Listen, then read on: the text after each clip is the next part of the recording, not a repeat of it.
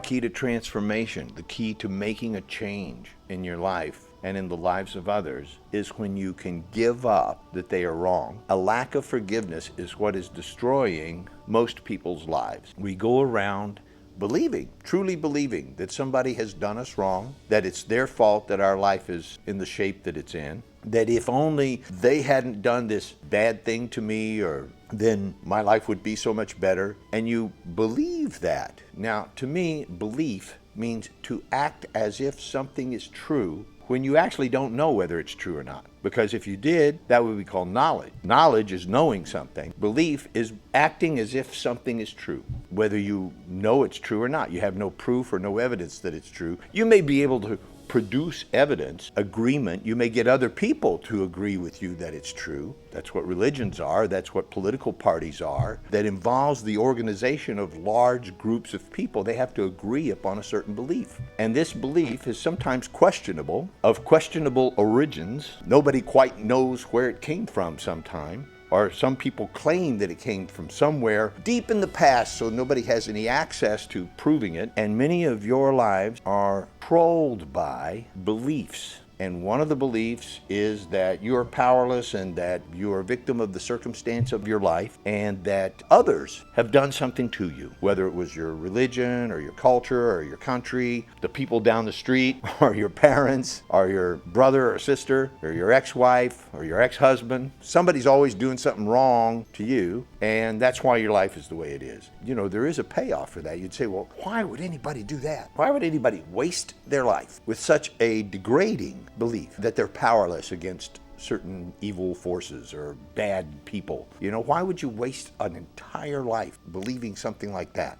I'm going to tell you why you would. Because you get to avoid being responsible for your life. You get to avoid stepping up and saying, you know what? Whatever they did is what they did. I'm the one that's responsible, meaning able to respond. You have no control over what people are going to do. You don't have any control over that. You can't control what's going to come out of people's mouth or the actions they're going to take. Don't even waste your time trying to control other people. That's pretty useless too. The only thing that you do have something to control, you have a vote. You have valid position. You have an ability to respond in a way that would move, I call it moving the conversation forward. What if life is just a conversation? What if life is you and other people conversing, exchanging ideas and actions and beliefs, and that conversation can become stagnant the moment one of you gets hurt and starts to blame the other and make the other wrong and then avoid the domination of it? What if people just stood up and said, you know what, I'm responsible for how I feel about that. And the best I can do right now is I don't like it. You know, it didn't feel good. I don't like it. And I'll deal with my response to it and respond in a way that would be the most productive for all people concerned. What if everybody got their attention off of themselves and began to place that attention on what would be the best for my relationship, the best for my family, my community, my country? What's the best I could do right now that would take an action, not just sit around and believe or meditate,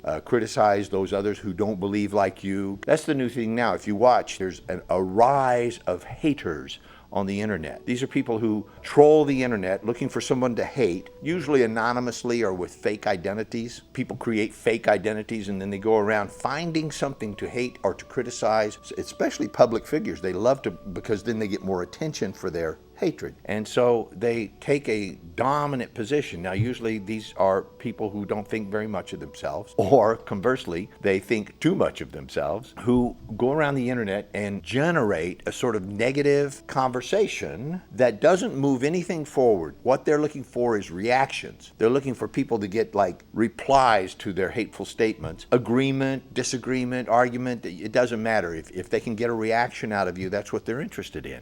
There is an entire culture that is rising up out of the basements of humanity to have their moment of fame or their moment of gratification by attempting to bring down a noble idea, a person who's, doing the best they can with what they've got. So I would propose to you that you take on being responsible for your own life. Don't interact with haters. Just be responsible for your own life and realize that your parents, your friends, your culture, probably doing the best they can with what they've got. I propose that you do the best you can with what you've got.